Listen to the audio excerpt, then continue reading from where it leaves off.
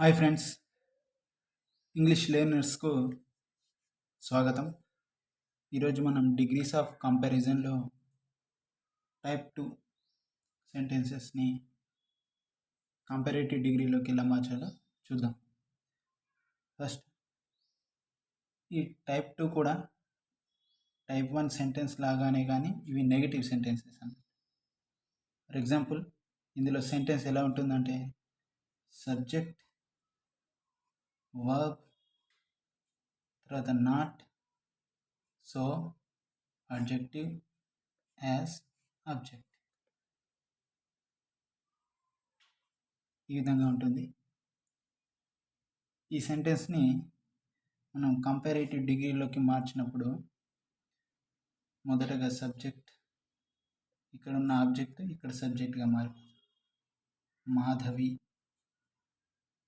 Next verb, verb is, Madhavi is.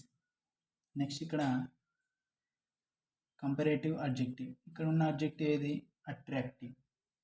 Attractive యొక్క comparative adjective ఏది? More attractive. More attractive. తర్వాత than, తర్వాత object, ఇక్కడ ఉన్న సబ్జెక్ట్ ఆబ్జెక్ట్గా మారి than Ramya. Okay, next second sentence. Second sentence, money is not so useful as knowledge. First ఇక్కడ ఉన్న ఆబ్జెక్ట్ అనేది సబ్జెక్ట్గా మారిపోతుంది.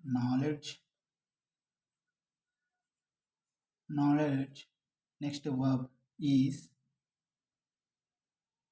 ఇక్కడ తర్వాత కంపారేటివ్ అడ్జెక్టివ్, ఇక్కడ ఉన్న అడ్జెక్టివ్ ఏది? యూస్ఫుల్ అనేది అడ్జెక్టివ్. దీని యొక్క comparative form more useful. Knowledge is more useful. తర్వాత ఇది దాన్. నెక్స్ట్ ఆబ్జెక్ట్, ఇక్కడ ఉన్న సబ్జెక్ట్ మనీ అనేది ఇక్కడ ఆబ్జెక్ట్గా మారిపోతుంది. ఓకే, నెక్స్ట్ థర్డ్ సెంటెన్స్లో my father is not so rich as my uncle. ఈ సెంటెన్స్లో సబ్జెక్ట్ మై ఫాదర్, సబ్జెక్ట్ అనేది మై ఫాదర్, వర్బ్ అనేది is, adjective rich, my uncle అనేది ఇక్కడ అడ్జెక్టివ్. దీన్ని కంపారేటివ్ డిగ్రీలోకి మార్చినప్పుడు ఇక్కడ ఉన్న ఆబ్జెక్ట్ అనేది సబ్జెక్ట్గా మారుతుంది. మై అంకల్ ఈజ్, తర్వాత ఇక్కడ ఉన్న అడ్జెక్టివ్ రిచ్. రిచ్ యొక్క అడ్జెక్టివ్ కంపారేటివ్ అడ్జెక్టివ్ ఏది? Richer. My uncle is richer. తర్వాత ఏమి? దాన్. రిచర్ దాన్ ఆబ్జెక్టివ్, ఇక్కడ ఉన్న సబ్జెక్టే మళ్ళీ ఆబ్జెక్ట్గా మారుతుంది. Than my father.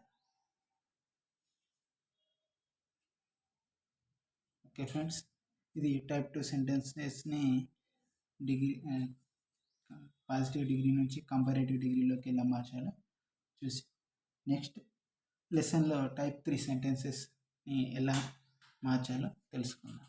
Okay, thank you.